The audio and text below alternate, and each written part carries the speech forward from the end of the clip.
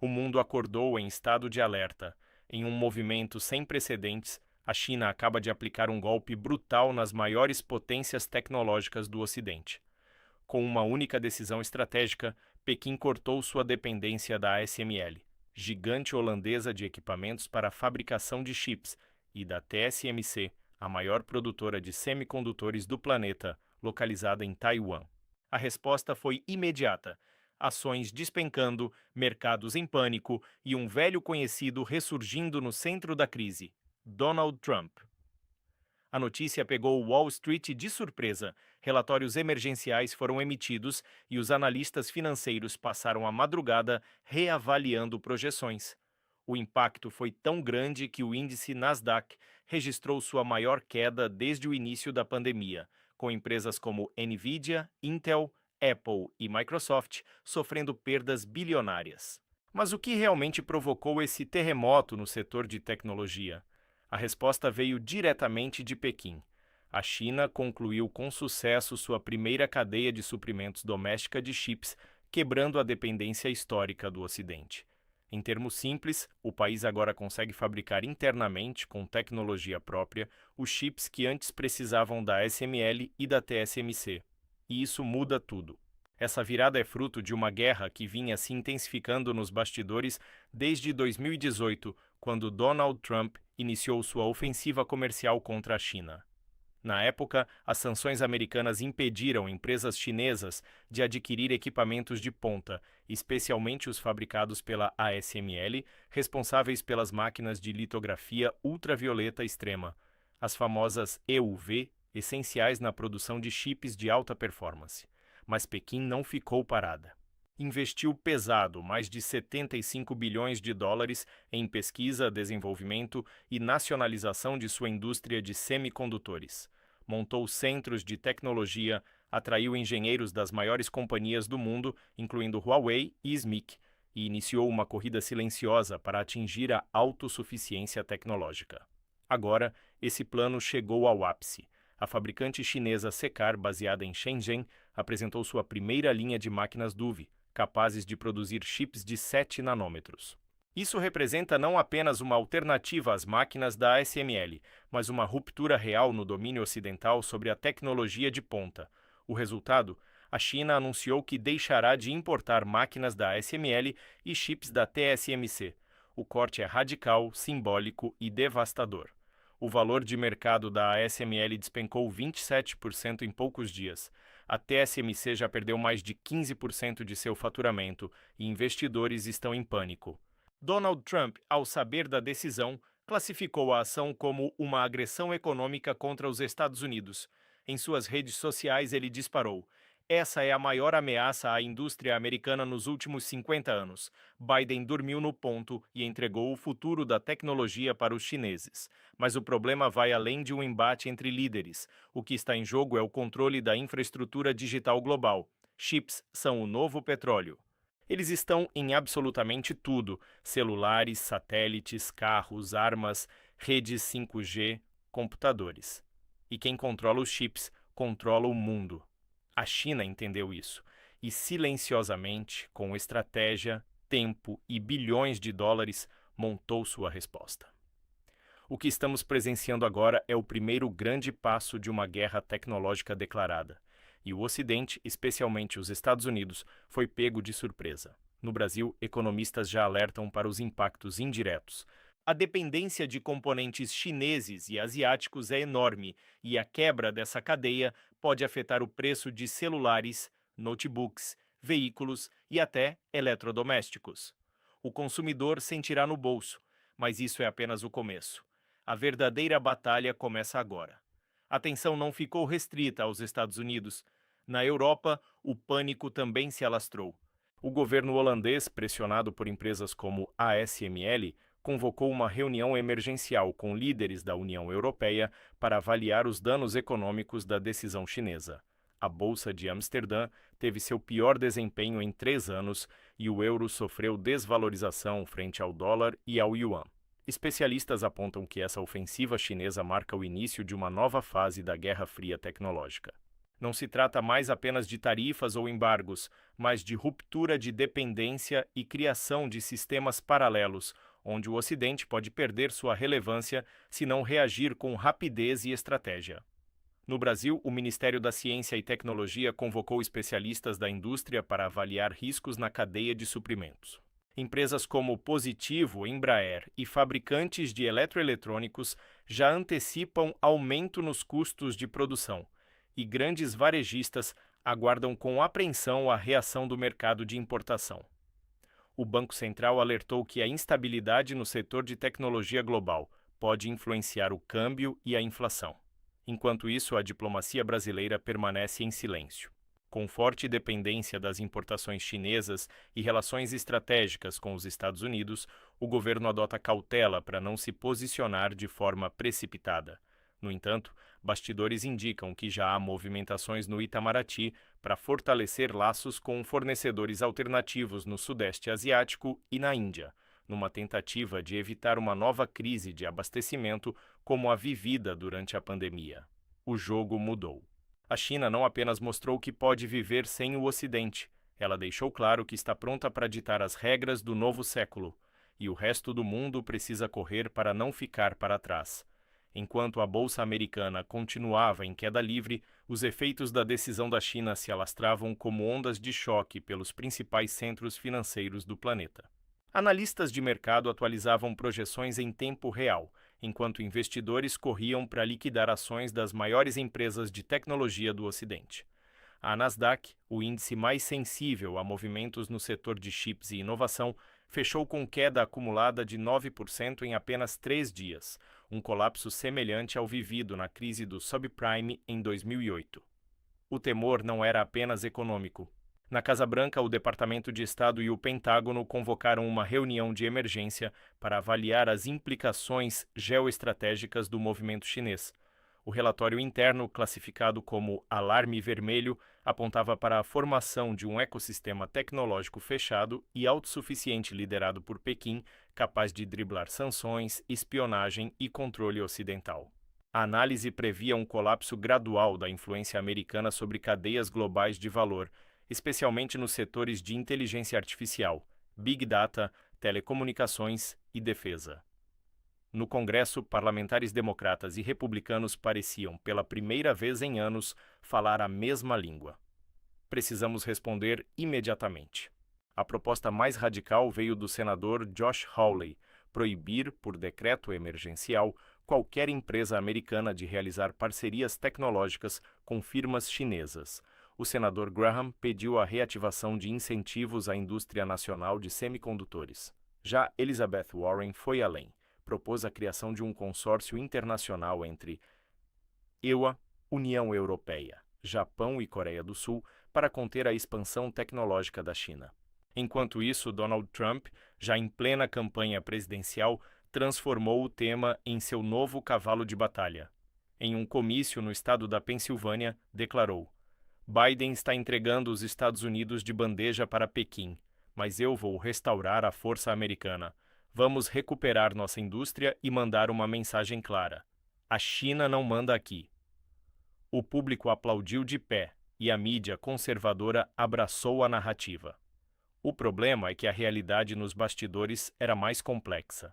Fontes do Departamento do Comércio revelaram que, mesmo sob a administração Trump, dezenas de licenças especiais foram concedidas para exportação de tecnologia sensível para a China. As grandes corporações americanas pressionaram por flexibilizações em nome da competitividade. Agora, essas mesmas empresas estavam sendo engolidas pela nova maré que elas mesmas ajudaram a formar.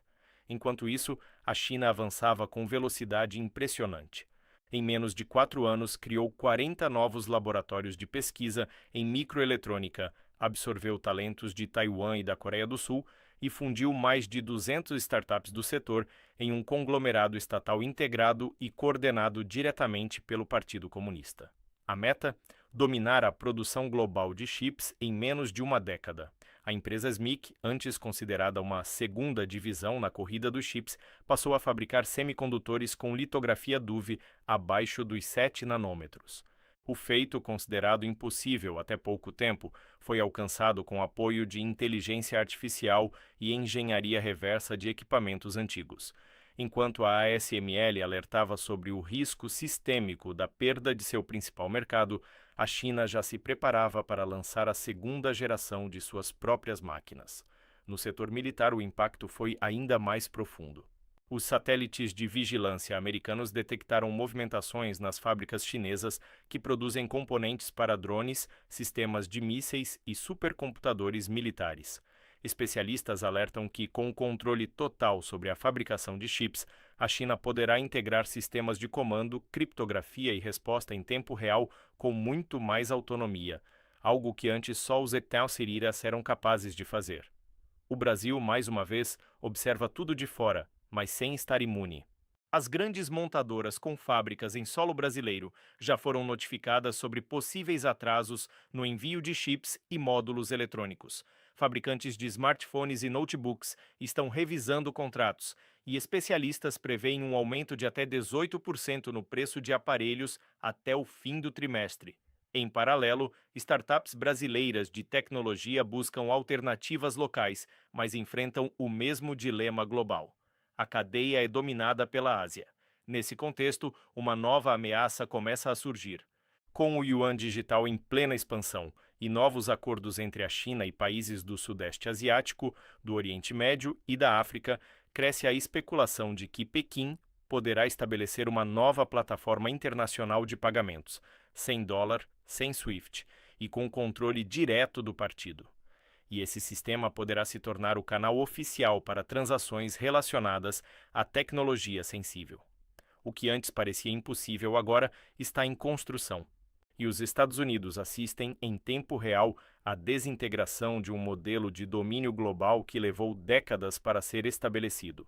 Donald Trump pode gritar, Biden pode prometer, mas a realidade já mudou e ninguém parece pronto para lidar com o novo cenário. Enquanto os Estados Unidos tentavam formular uma resposta à altura, a China avançava com um movimento ainda mais ousado, a reestruturação completa da sua política de exportações tecnológicas. O governo de Pequim anunciou que, a partir daquele momento, todas as empresas estrangeiras que desejassem operar no setor de semicondutores em solo chinês estariam sujeitas a uma nova regulamentação. Essa medida inclui auditorias obrigatórias, restrição de acesso a componentes estratégicos e, sobretudo, transferência parcial de tecnologia para parceiros locais. A notícia caiu como uma bomba nos escritórios das gigantes ocidentais.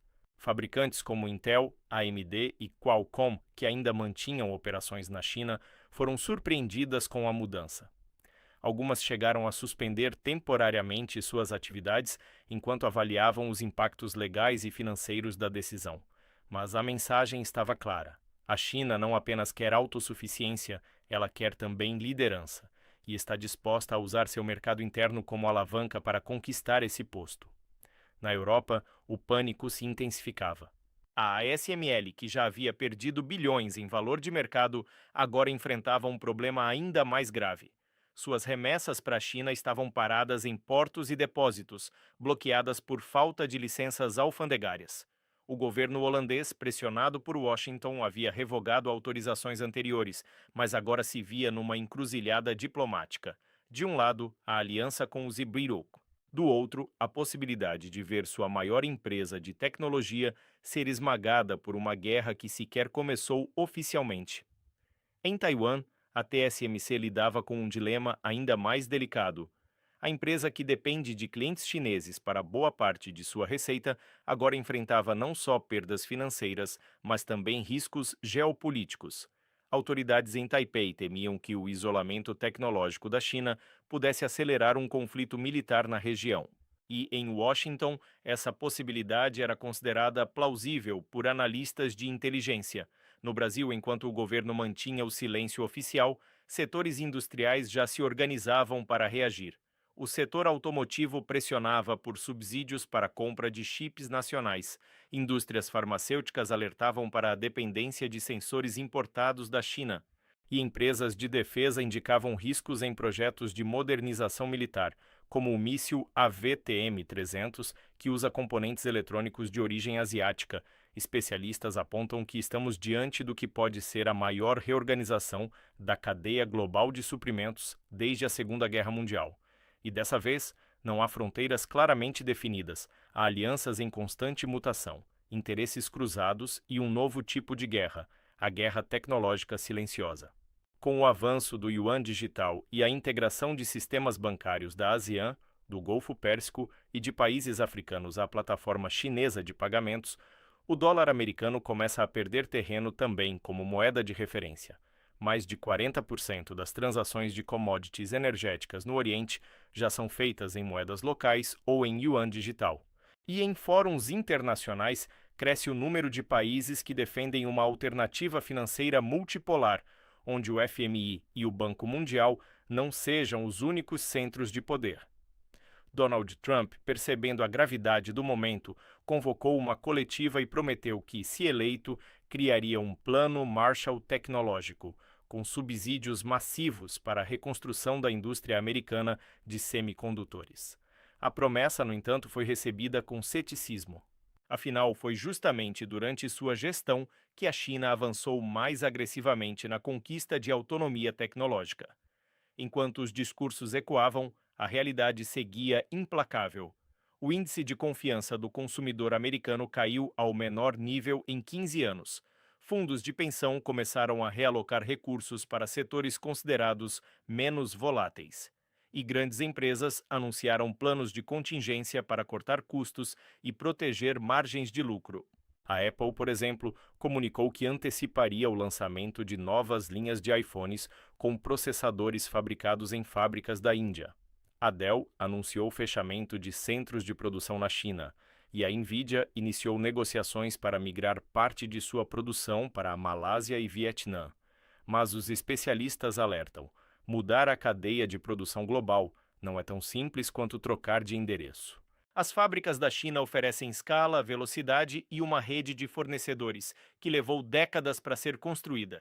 E ao se afastar dela, as empresas ocidentais podem enfrentar atrasos, aumento de custos e, principalmente, a perda da competitividade global. No Brasil, a pressão por um reposicionamento estratégico cresce. Parlamentares da Frente Parlamentar da Indústria, da Ciência e Tecnologia começaram a articular propostas para incentivo à microeletrônica nacional. Universidades e centros de pesquisa pressionam por mais verbas para desenvolver tecnologias locais, mas a falta de um plano integrado dificulta avanços reais. No cenário internacional, os olhos se voltam agora para a próxima reunião do BRICS.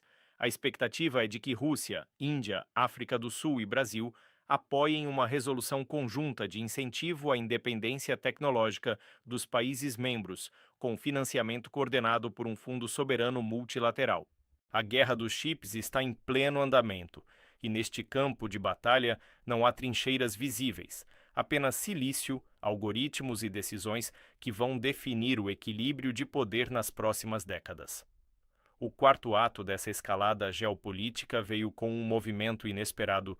A China anunciou oficialmente a criação de um fundo soberano de 500 bilhões de dólares, exclusivamente voltado para a consolidação de sua independência tecnológica e expansão global de suas empresas de semicondutores. O fundo, batizado de Renascença Tecnológica, foi aprovado pelo Congresso Nacional do Povo e contará com aportes do governo central, bancos estatais e conglomerados privados ligados ao Partido Comunista.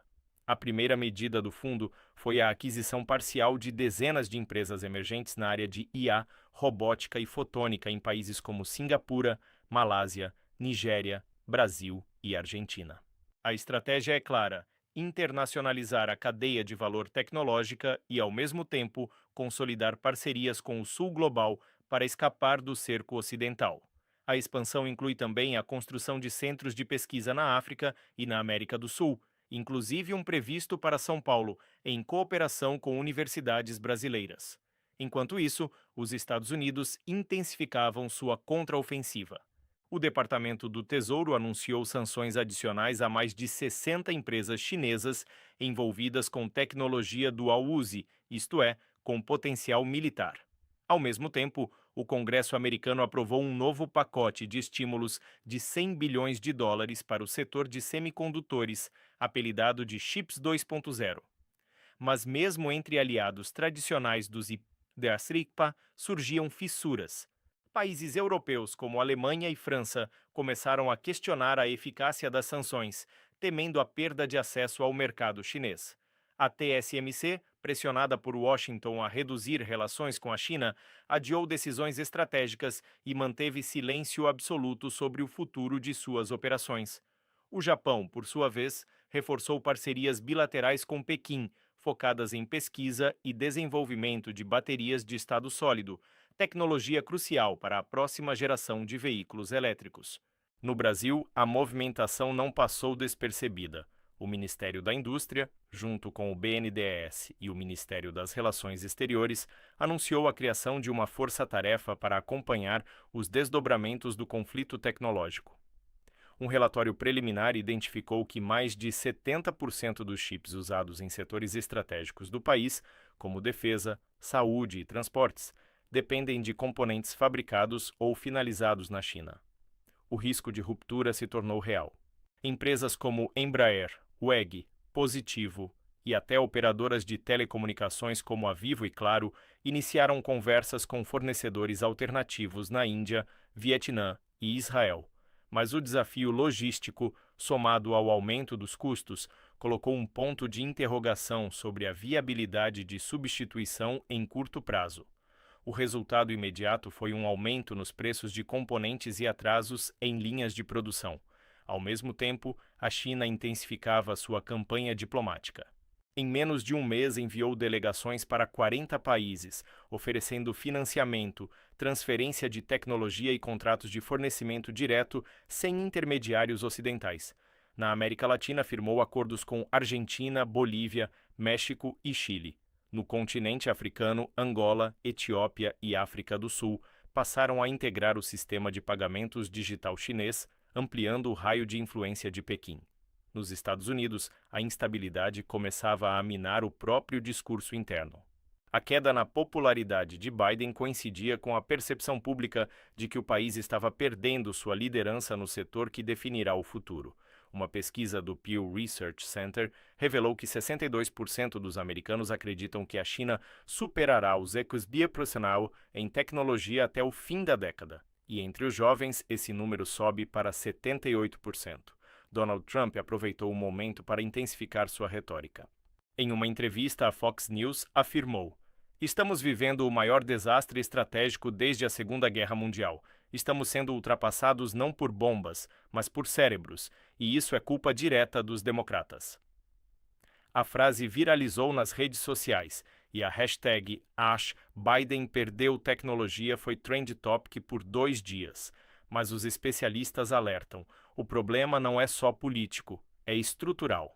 A desindustrialização dos esbirrecos nas últimas décadas, somada à terceirização da produção para países asiáticos, criou uma dependência que agora se mostra fatal.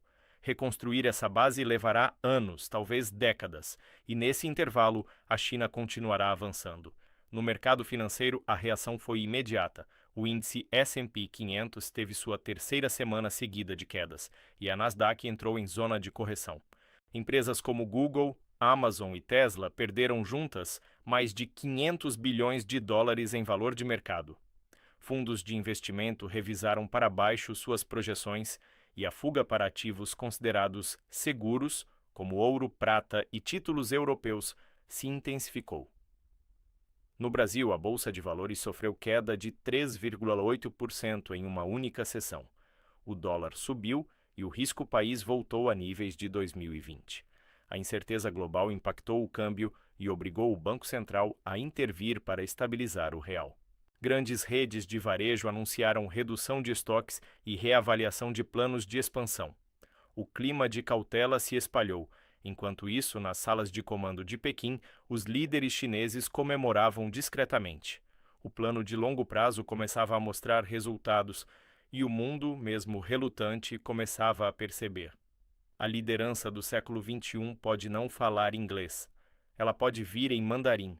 O que o mundo está testemunhando neste exato momento não é apenas uma disputa comercial ou um embate entre potências tecnológicas.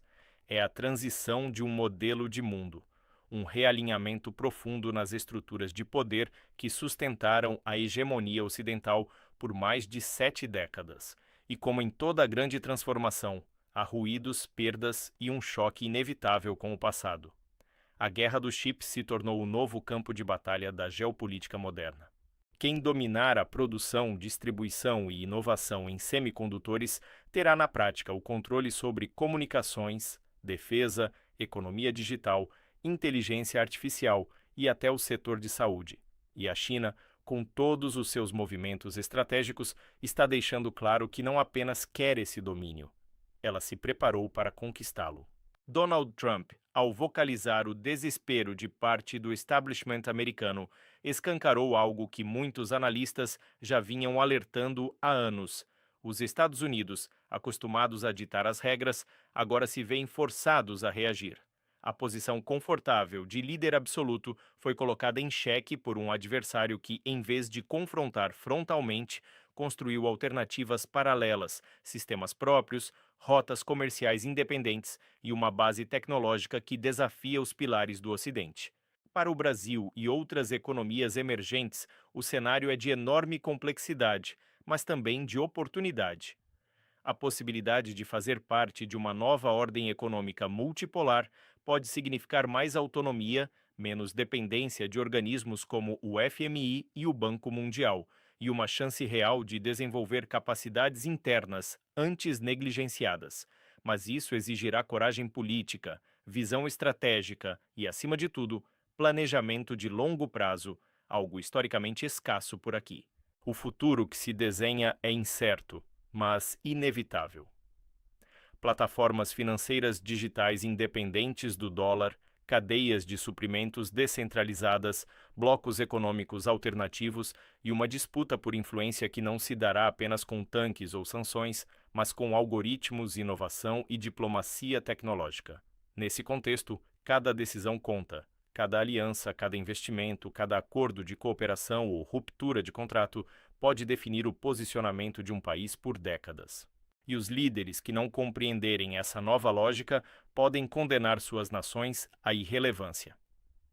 Enquanto a China expande sua presença silenciosa em lugares antes dominados por Washington, como a África, a América Latina e até mesmo parte da Europa Oriental, os Estados Unidos tentam salvar os escombros de um sistema que parece estar desmoronando por dentro, corroído pela polarização, pela desindustrialização e por uma confiança pública cada vez mais fragilizada. Mas é importante lembrar que essa guerra não se vencerá com discursos inflamados. Ela será vencida por quem inovar mais rápido, por quem controlar melhor suas cadeias produtivas e por quem conseguir atrair os cérebros mais brilhantes. O domínio tecnológico é o novo passaporte para o poder global. E o tempo, neste jogo, não é um aliado. A janela de oportunidade para o Ocidente reagir está se fechando. E a cada dia, Pequim avança mais um passo. Seja com acordos diplomáticos, investimentos silenciosos ou inovações que já não precisam mais da chancela ocidental para serem relevantes. O Brasil, apesar de suas limitações, pode escolher um caminho estratégico. Pode ser um simples espectador da disputa ou se posicionar de forma ativa, buscando ocupar espaços, firmar parcerias inteligentes e se proteger da volatilidade global. O que não pode é fingir que nada está acontecendo. Se você chegou até aqui, já entendeu o tamanho do impacto que essa guerra invisível pode causar. Estamos diante de uma transformação histórica, com consequências que ainda levarão anos para serem totalmente compreendidas. Agora, quero ouvir a sua opinião. Você acha que os Estados Unidos ainda têm forças para manter sua posição de liderança? Ou a China já se tornou a nova potência dominante? Deixe aqui nos comentários sua visão sobre esse conflito silencioso. Se esse conteúdo te ajudou a entender o que está realmente em jogo, curta este vídeo, compartilhe com seus amigos e inscreva-se no canal. Aqui você encontra análises profundas, diretas e sem filtros sobre os bastidores da geopolítica mundial. Nos vemos no próximo vídeo e até lá, continue atento, porque o mundo está mudando e quem entende o jogo primeiro joga melhor.